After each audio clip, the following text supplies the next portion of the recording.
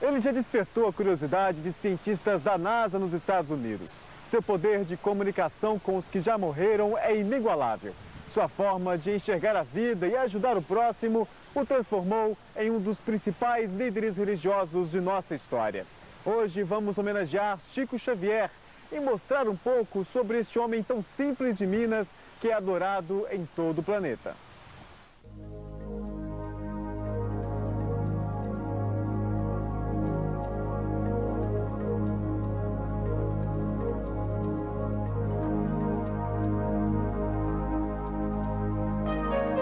Ele é um grande homem, é um homem do mundo. Com essa psicografia dele, essas cartas, ele me deu força para continuar, para lutar. Mas enquanto a gente não recebe, a gente não acredita piamente. Somente depois da primeira mensagem que nós realmente começamos a acreditar. Eu sempre costumo dizer que o Chico Xavier caminha por uma estrada bonita. Eu desejo caminhar. A partida dele de Pedro Leopoldo deixou uma lacuna incrível aqui na cidade. O Chico foi embora para Uberaba. Talvez tenha sido para a gente também ter liberdade de ir com a cidade.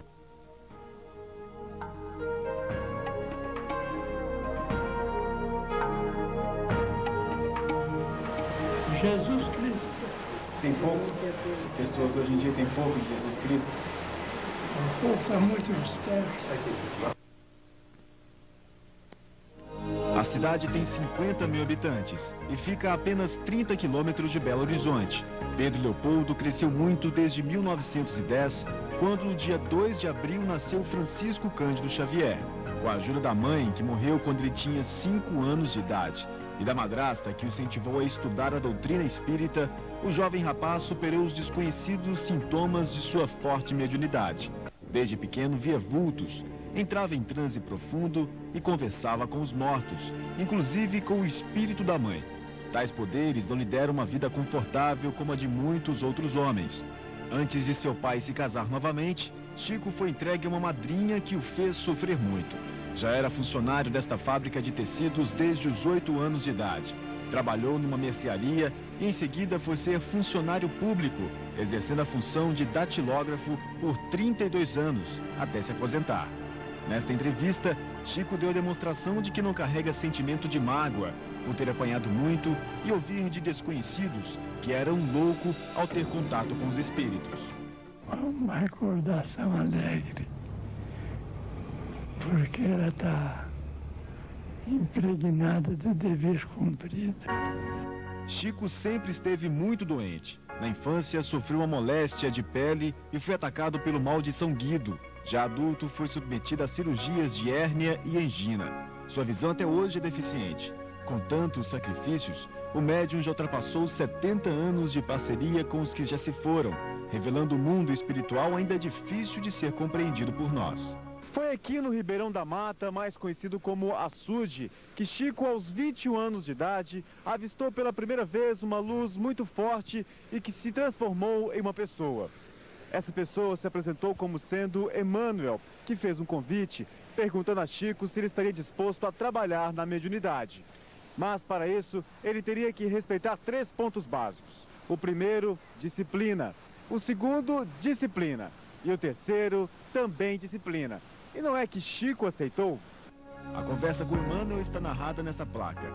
O livro de bronze guarda um dos primeiros poemas escritos pelo mentor espiritual. O marco é uma homenagem ao filho mais ilustre da cidade de Pedro Leopoldo. O açude é cercado por uma mata, onde o médium passava nos poucos momentos de descanso, meditando sob a sombra de uma das árvores. Emmanuel teria sido em outras vidas Públio Lentulus, um senador romano na época de Cristo. Até hoje ele acompanha Chico Xavier e coordena todo o trabalho de psicografias dos livros de vários autores. Essa é a rua São Sebastião, no centro de Pedro Leopoldo. Nesta casa moravam Chico, o pai, a madrasta e os 14 irmãos. Mas a partir de 1927, a residência também teve que dividir espaço para a sede do Centro Espírita Luiz Gonzaga, que funciona até hoje e conserva alguns cômodos da casa da família Xavier. Foi neste pequeno quarto onde hoje funciona a Câmara de Passes que Chico Xavier nasceu. E neste maior, até hoje são realizadas as reuniões espíritas. Depois de 72 anos, os bancos ainda são os mesmos das primeiras sessões. Junto à mesa, a cadeira onde Chico Xavier recebia as mensagens está no mesmo lugar. E foi aqui, numa reunião como esta, que os espíritos enviaram o primeiro livro psicografado pelo médium, Parnaso de Além Túmulo, uma série de poemas publicada em 1932. Não demorou muito e a imprensa estampava a seguinte manchete: casos singulares que desafiam a ciência moderna. E ainda questionava: poderá um rapaz inculto escrever poemas iguais aos dos grandes poetas? A verdade é que nestas páginas estão obras de grandes poetas brasileiros e portugueses, como Castro Alves, poeta baiano que morreu aos 24 anos de idade. E no primeiro livro psicografado por Chico, assim escreveu: uma excelsa voz ressoa, no universo inteiro ecoa. Para a frente caminhai, o amor é a luz que se alcança. Tem de fé, tem de esperança, para o infinito marchai. Foi uma forma de tentar atestar a imortalidade da alma, que mais tarde chegou a custar manifestações de repúdio ao médium, partidas por pessoas que desacreditavam nos fenômenos ocorridos com o morador de Pedro Leopoldo. O médium ainda teve que responder a um processo movido pela família do escritor Humberto de Campos, que mesmo depois de morto, continuava escrevendo seus versos, e passou a se manifestar com o pseudônimo de Irmão X, afastando de Chico Xavier qualquer novo problema. Das 406 obras psicografadas pelo Chico e publicadas até dezembro de 97, a mais vendida ainda é Nosso Lar, que já está na 47ª edição, com 1.200.000 exemplares. O livro foi ditado pelo espírito que atende pelo pseudônimo de André Luiz, cujo tema intriga qualquer ser humano: a vida além túmulo. Nós temos muitos bons médiuns, principalmente no Brasil, médiuns espíritas, recebendo belas obras. Mas o Chico, diríamos que é a maior antena psíquica desse século. Então ele tem mérito. Nesta entrevista à extinta TV Tupi, Chico revela que não se beneficia de nenhum dos livros comercializados pela editora. Os direitos doados às instituições espíritas do Brasil que os editam, em maior número, com a Federação Espírita Brasileira, sediada na Guanabara, e na Comunhão Espírita Cristã, aqui sediada em Uberaba. Os direitos autorais pertencem a essas instituições e a outras instituições espíritas que os publicaram. Já foram vendidos mais de 35 milhões de livros, traduzidos para 8 línguas, entre elas o japonês. Existem ainda versões em braille e hebraico, e é de Chico o recorde na vendagem de livros no Brasil. Na visão do senhor, que importância tem essas obras? Elas nos descortinam um horizonte novo, nos fazem entender a vida de outra forma, nos dão uma visão clara do plano espiritual, da reencarnação, nos dão a certeza da reencarnação, da justiça divina. Depois do intervalo, o momento de se despedir de Pedro Leopoldo, porque Chico Xavier teve que mudar de cidade e ir viver em Uberaba. E o encontro de nossa equipe com as irmãs do médium.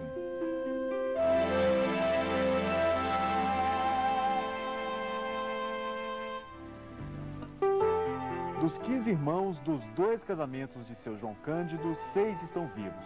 3 irmãs de Chico ainda moram em Pedro Leopoldo: Dona Cidália, Dona Lucília e Tia Dora, como são conhecidas na cidade. Elas acompanharam o início da mediunidade do irmão, ainda quando eram crianças, mas lembram que Chico sempre foi exigente na educação dos caçulas.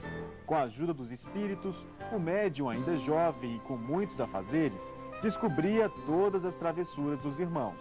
Chico foi um pai, um amigo, um pai carinhoso, mas a gente sabia que ele era bravo. Então a gente tinha muito receio de fazer as coisas para magoar. No dia 5 de janeiro de 1959, Chico se despedia de Pedro Leopoldo. Ele foi transferido pelo Ministério da Agricultura, mas segundo relatos do próprio médium, a mudança foi uma orientação dos espíritos. E a escolha de Uberaba teria sido por causa do clima. Numa entrevista, Chico chegou a dizer que para o tratamento de uma labirintite, ele precisava de uma região um pouco mais quente que a de Pedro Leopoldo. A gente ficou triste. Talvez tenha sido para a gente também ter liberdade com a cidade. A despedida de 39 anos atrás abalou os moradores da cidade. Entre eles, o historiador Geraldo Leão, que possui um grande acervo sobre a história do médium. Entre os objetos estão a certidão de nascimento, só averbada em 1966, os lápis utilizados nos primeiros trabalhos mediúnicos e um par de óculos usado por Chico. A partida dele de Pedro Leopoldo deixa uma lacuna incrível aqui na cidade. Mas a gente lembra que na segunda, sexta-feira, aqui na rua São Sebastião, no Centro Espírita Luiz Gonzaga, o movimento era intenso, de turistas, de pessoas que vinham para conhecer, para buscar o socorro, né? As pessoas aflitas vinham buscar o socorro através das mensagens, através das receitas, através dos livros e de uma palavra amiga do Chico. A presença do médium nas ruas de Pedro Leopoldo é inesquecível. Eu morava em frente à casa do André Xavier, que é irmão do Chico. E o meu quarto era bem na frente, e praticamente bem em frente à casa do senhor André. E o Chico saía do centro espírita, lá pela madrugada, e vinha conversando com aquele pessoal que eu acompanhava até a casa do senhor André. E eu do meu quarto ouvia aquele pessoal alegre, conversando, e o Chico era muito alegre, né? Dava aquelas gargalhadas boas, né? Sadias. Chegava na casa do André e ouvia a música que ele gostava, a música clássica, né? Isso é uma coisa que a gente guarda com muito carinho.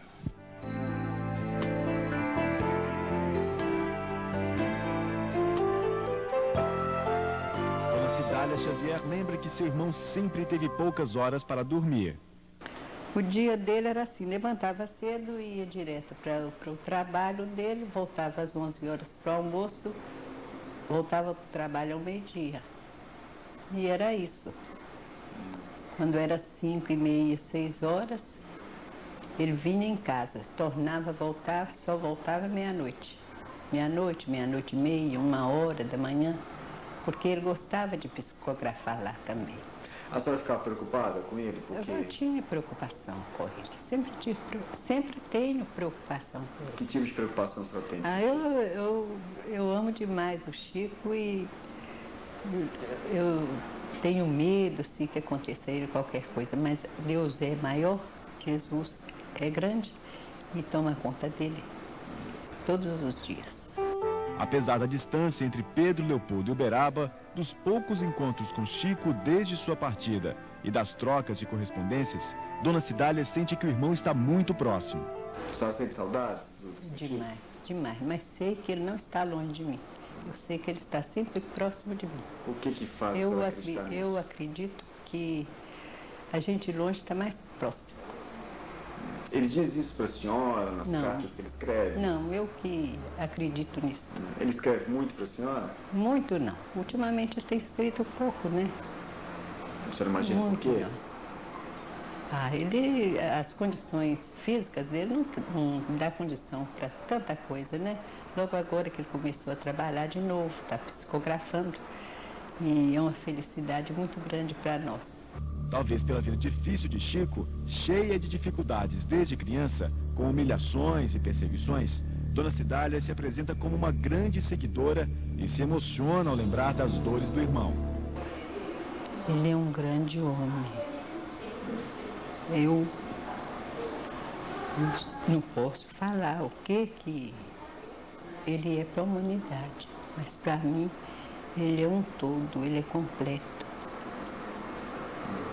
Ele é completo em tudo, na fé, o ânimo que ele dá para as pessoas. Só mesmo um grande homem é capaz. Eu amo Chico com loucura. Adoro Chico. Eu amo demais até. Um beijo para você, um beijo para todo mundo que ama Chico, para você, Chico. Um beijo gostoso.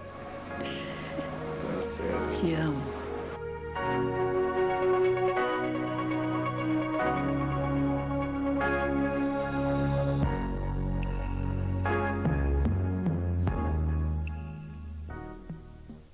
Daqui a pouco, emoção também nos casos de psicografia de Chico Xavier. A justiça acata as cartas enviadas pelos mortos e se baseia nelas para absolver acusados de assassinato.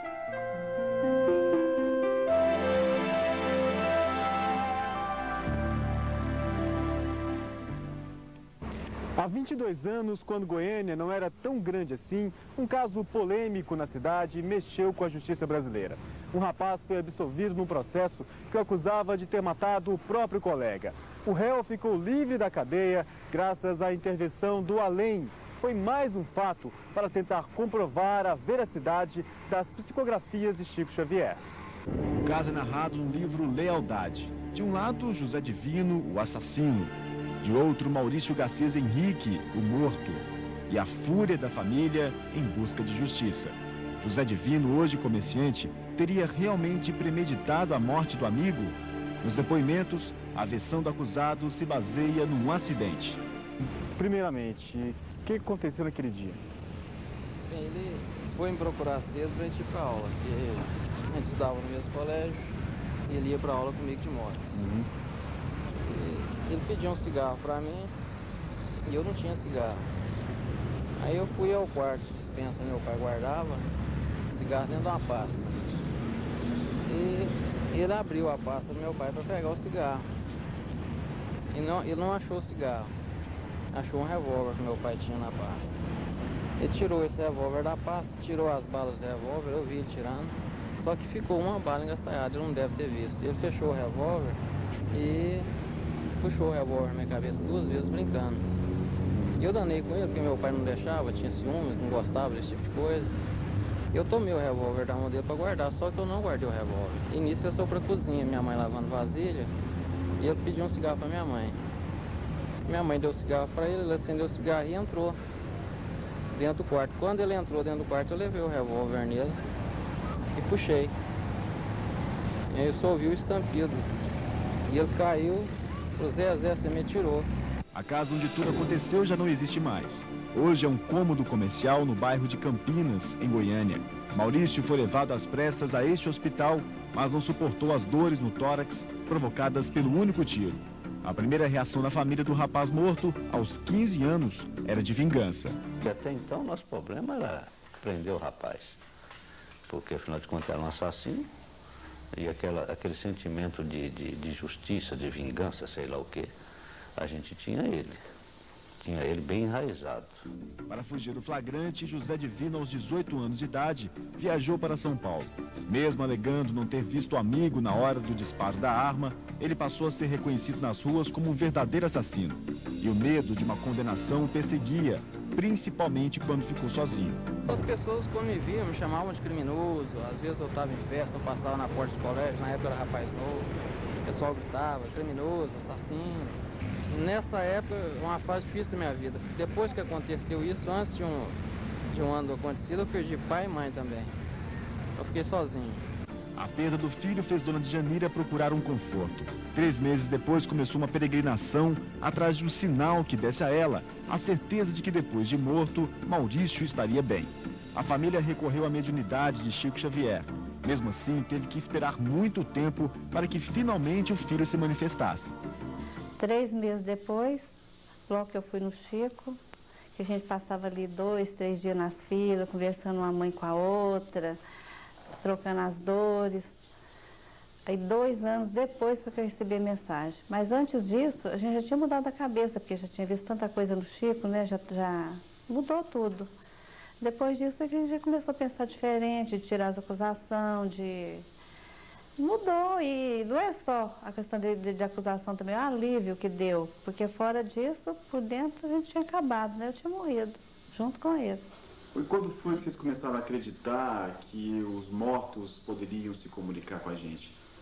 Até então era vazia. A gente via as mensagens, lia muita mensagem, comecei a ler muitos livros, mas enquanto a gente não recebe, a gente não acredita piamente. Somente depois da primeira mensagem que nós realmente começamos a acreditar. Porque as pessoas outras que leem a mensagem talvez não sintam isso. Mas a gente, como pai, tem coisas nas entrelinhas, palavras nas entrelinhas, que só a gente sabe, que só a gente conhece. E a gente vê que é realmente do próprio espírito, do próprio Maurício. Então foi aí sim que nós demos valor. Ao todo foram 22 cartas enviadas pelo filho de Dona Djanira e do comerciante José Henrique. Em todas, Maurício inocentava o amigo que disparou o tiro e pedia que a família não fosse adiante com o sentimento de vingança. Essa é a segunda mensagem, a terceira, a quarta mensagem, que ainda me chama a atenção, que meu coração ainda estava duro ainda. Apesar de receber, apesar de acreditar, eu ainda tinha aquele sentimento de justiça, de querer ver o rapaz preso. Aí ele me chama a atenção, que ele fala numa dessas mensagens lá que eu tinha que acreditar nele, que ele estava falando era verdade, que realmente o rapaz não tinha culpa. Ser pai é diferente de mãe, né? E realmente eu, depois dessa outra mensagem que ele me chama a atenção para que eu aceite as palavras dele como verdadeiras, foi a partir daí realmente que, apesar de acreditar desde a primeira mensagem, foi a partir daí realmente que o meu coração começou a amainar, eu comecei a ver, já não interessar mais na condenação do rapaz. Eu perdoei, mas a mágoa carrega. Não consegui falar que amenizou, que tirei a mágoa dele, não. Perdoei. Perdoei, não quero saber se está bem, se está mal, entendeu? Perdoei. Vocês não têm mais notícias do José Divino? Não, nunca mais tive notícias dele. Por quê? Não nos interessamos mais em saber da vida dele. José Divino tomou conhecimento das cartas de Maurício através da imprensa. Houve detalhes nas cartas, detalhes que nem no meu depoimento eu citei, eu não lembrava. Eu fui lembrar quando eu li as cartas psicografadas. Então não tem como negar. São coisas que só eu e ele sabia. As cartas com o depoimento de Maurício foram anexadas ao processo à espera da apreciação do juiz. Mas a grande dúvida era: uma carta da vítima morta poderia influenciar na absolvição do réu? A seguir você vai conhecer o juiz, que num caso inédito, deu a sentença baseando-se numa psicografia de Chico Xavier.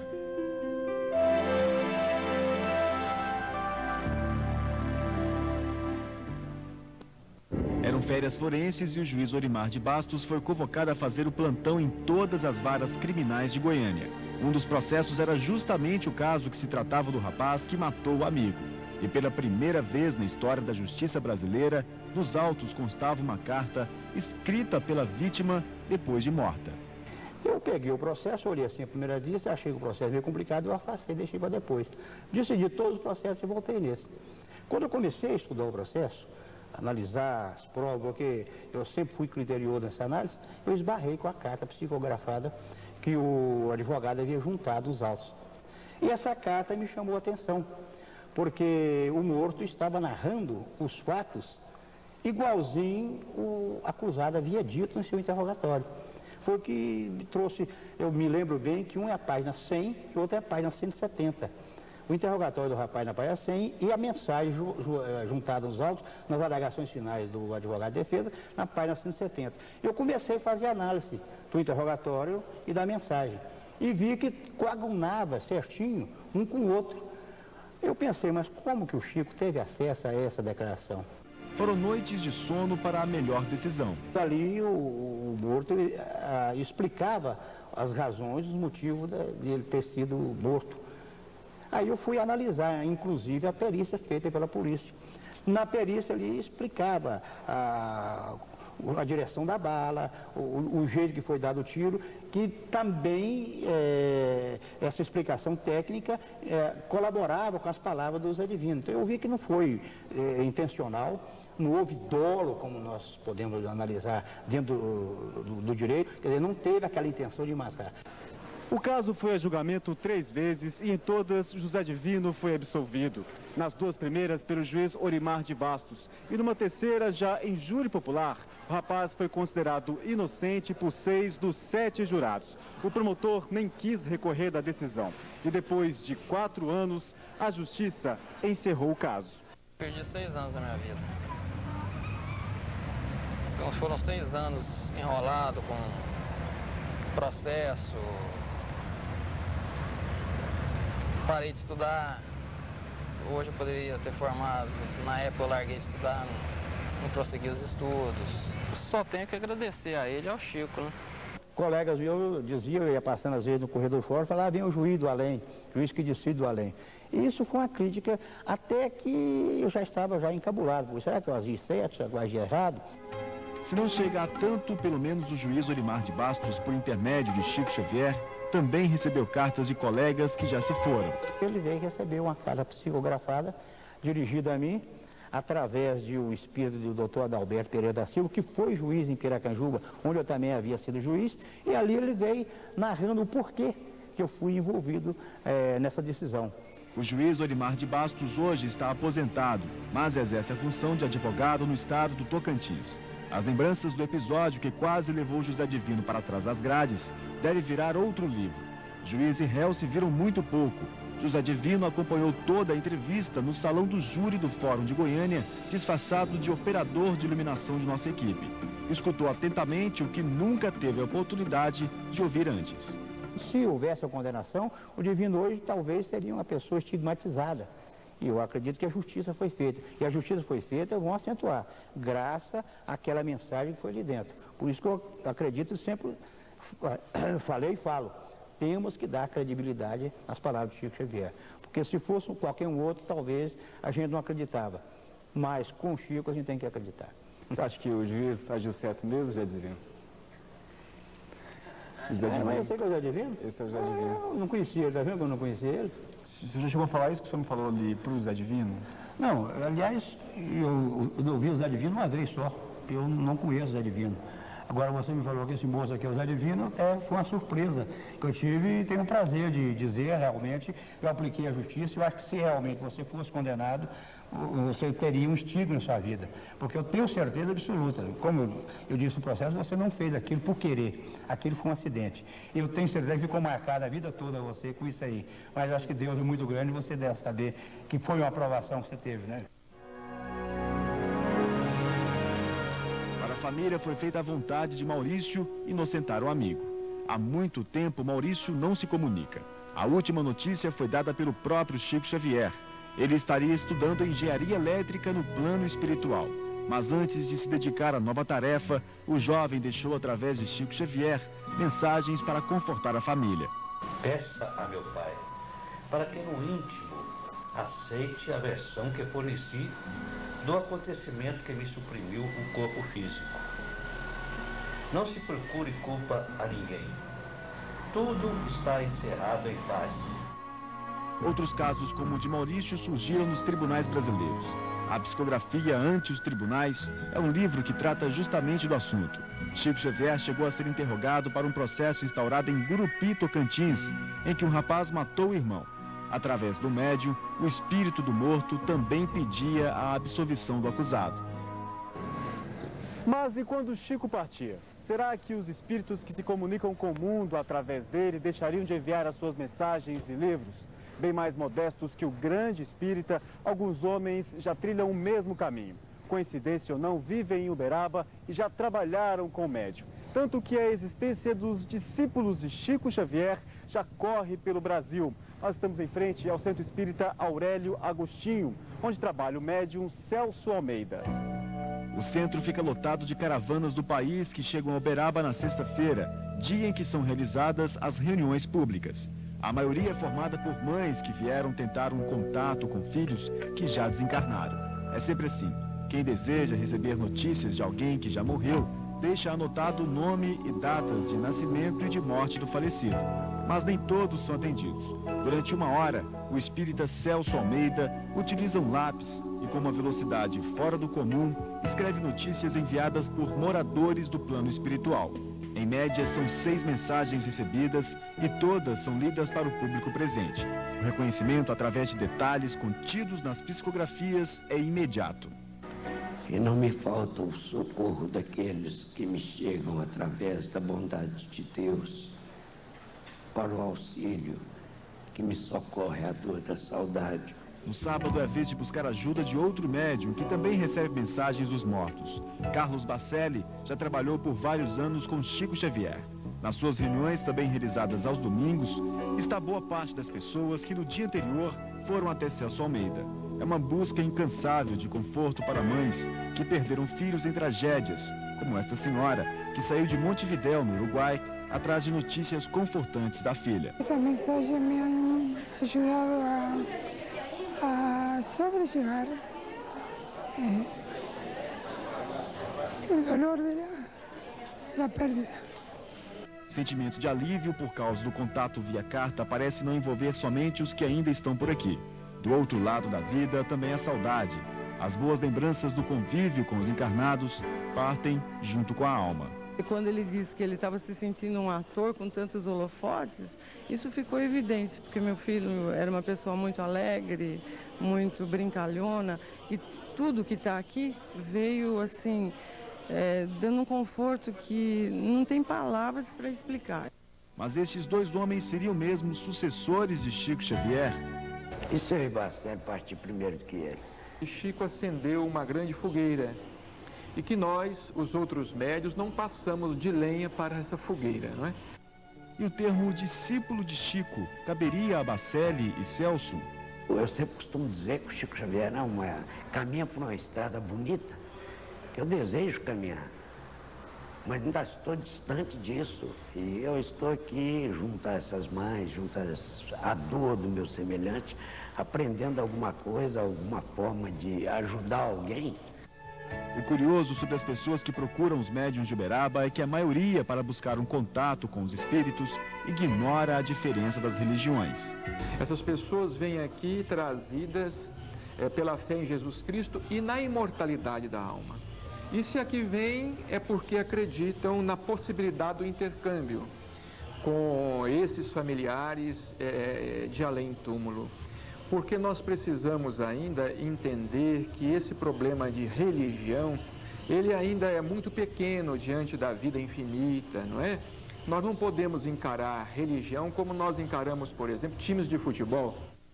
A peregrinação termina no Grupo Espírita da Prece. Depois do intervalo, você vai ouvir depoimentos de pessoas que convivem com Chico Xavier e ver a paciência do médium em apertar a mão de todos que o procuram.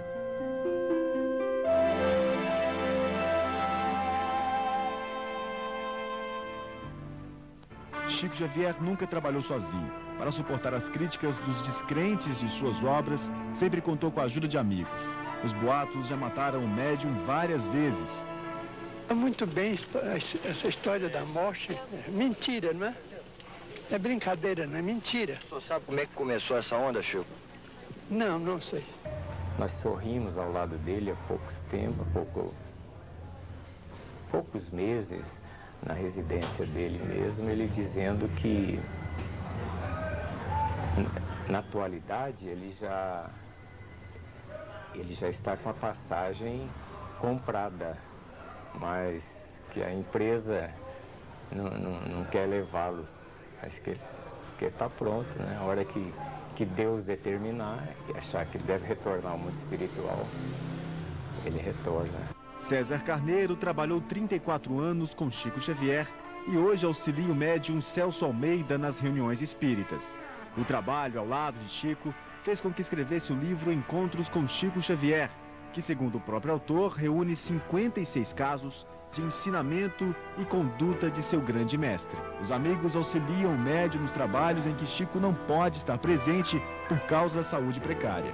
São mais de 2.000 entidades assistenciais que praticamente sobrevivem graças à ajuda de Chico.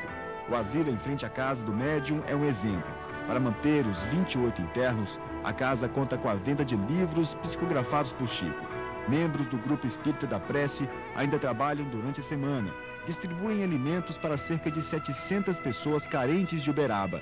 Aqui elas aguardam para poder participar de um jantar especial, servido todas as quintas-feiras.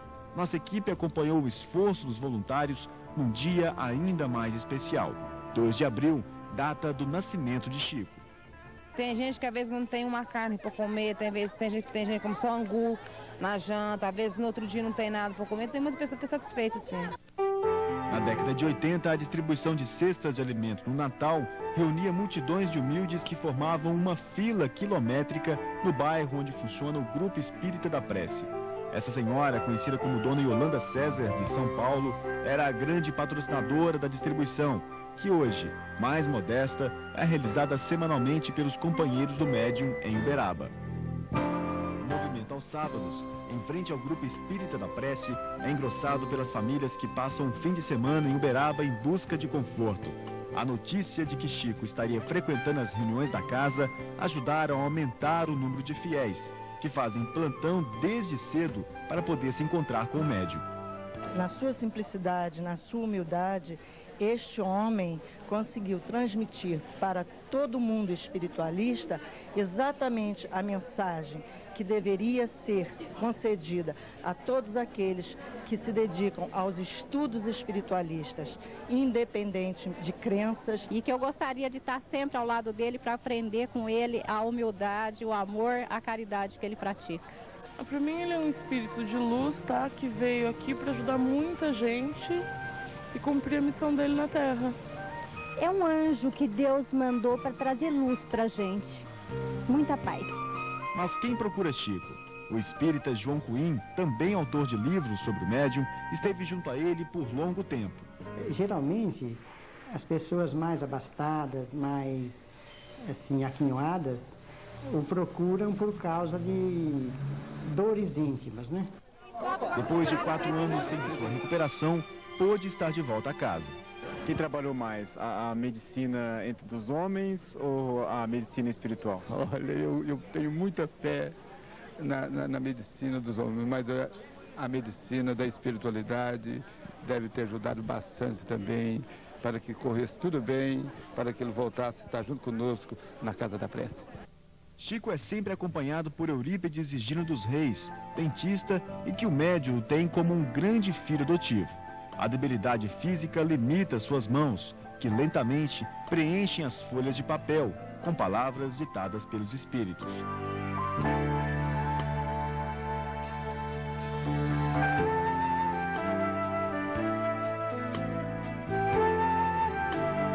Nesta noite, vieram mensagens do poeta Cornélio Pires.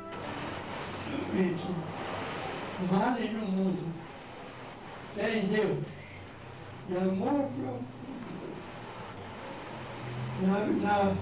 na vivência necessária da doutrina de Jesus. Cornélio Pires.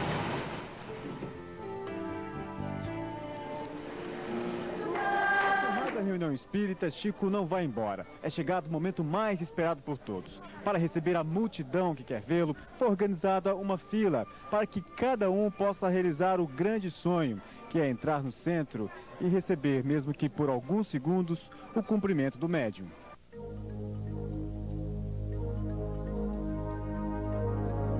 São mais de 1000 pessoas que vão até Chico, ou seja, todas que passaram o dia à espera do médium.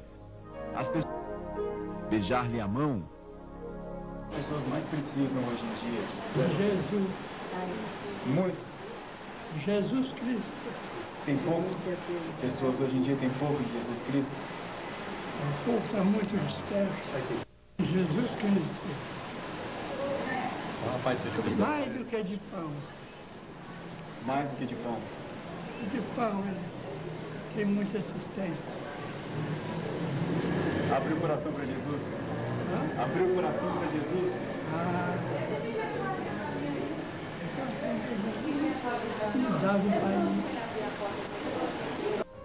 Mesmo com a saúde debilitada, Chico tem conseguido esse esforço. Só quando o último visitante, há 20 anos, a imprensa noticiou a visita de um cientista da NASA à Agência Espacial Americana, a Chico Xavier. Este jornal relata que um aparelho captou sons emitidos pelos espíritos e que a áurea espiritual de Chico foi sentida a um raio de 10 metros. Um fato considerado extraordinário, pois, segundo o jornal, outros médiuns pesquisados mostraram ter, através de aparelhos, uma áurea com apenas 2 centímetros. Uma amostra do tamanho do seu poder, descrito da seguinte forma pelo médium. Desde 1927, quando eu psicografei a primeira mensagem, eu senti que a entidade tomava o meu braço, como se fosse um instrumento quase que mecânico para que ele pudesse escrever livremente. É como se o meu braço fosse um aparelho elétrico repentinamente ligado à força, cuja origem eu mesmo não posso precisar.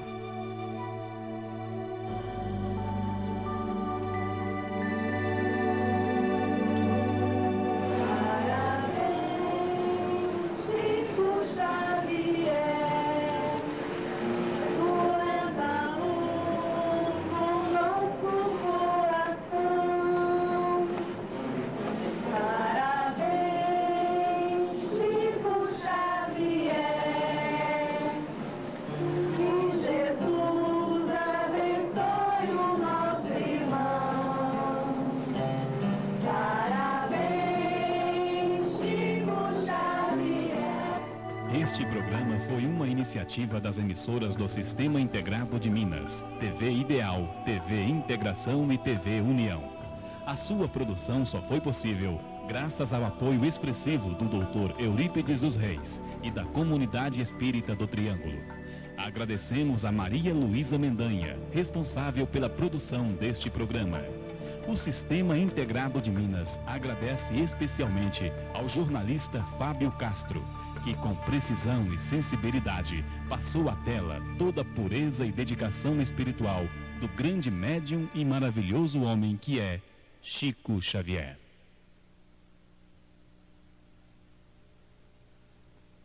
A igreja enfeitada, os convidados, os noivos e um padrinho muito especial. Chico Xavier chegou cedo para assistir o casamento de Daniel e Simone. Há mais de 5 anos, ele não saía de casa para eventos sociais. Ele acompanhou atento toda a cerimônia, assinou o livro de registro, aplaudiu, cumprimentou os noivos e tirou fotos. Depois, falou sobre a importância do casamento. Acho muito importante o casamento, que é a segurança da família. Chico Xavier foi convidado pela mãe da noiva. Dona Creuza, que trabalha com o médium há mais de 20 anos, falou emocionada. Não existe palavras, né, para expressar a felicidade, né? Casamento da filha, com a presença do Chico. Com a presença dele, né, que ele é como, toda a vida, um pai para nós, como uma pessoa da família mesmo, né? Os noivos, Simone Arantes e Daniel MacNeid, afirmaram que o casamento foi um momento muito esperado. Ele é meu padrinho desde que eu nasci, praticamente, então é uma presença muito emocionante. Esse é um dia muito importante para mim, é o melhor dia da minha vida, e a gente esperou bastante tempo, e não vai ter um dia melhor que esse.